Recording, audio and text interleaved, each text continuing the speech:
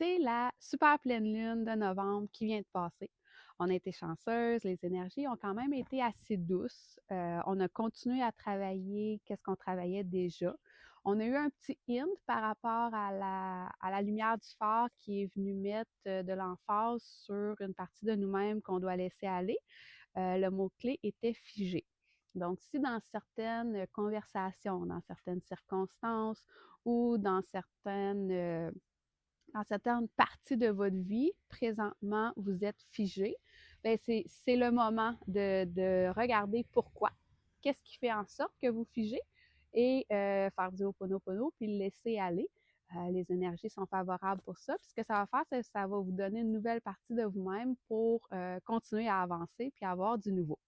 Ensuite de ça, on a 3 mots-clés pour les énergies du moment. Le premier, c'est l'impatience. Faites attention à ça. Il y a plein d'événements dans notre vie présentement qui fait en sorte que on pourrait facilement perdre patience. La patience, elle est testée à son maximum présentement. Ensuite de ça, on a le mot revenir en arrière. Le collectif, il est souffrant. Le collectif est à bout.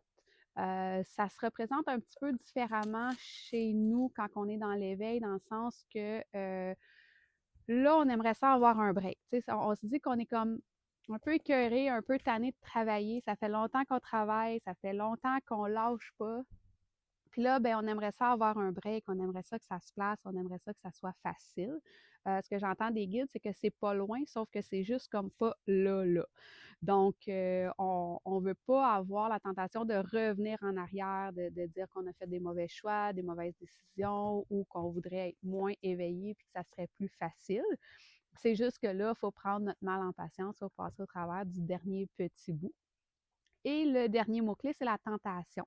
Ça aussi, ça fait un peu partie du collectif qui est à bout. Les gens s'enlignent un peu vers certaines tentations pour oublier ou pour être dans le déni. Donc, nous, dans l'hypersensibilité, ben, veut pas, on pogne ces énergies-là un petit peu. Fait que ça fait en sorte qu'on a soit tendance à retourner vers nos anciennes tentations ou on a des nouvelles out of nowhere qui pop. Fait que on fait du Ho'oponopono avec ça pour les laisser aller, puis pour passer au travers de la dernière petite phase avant que les énergies relâchent.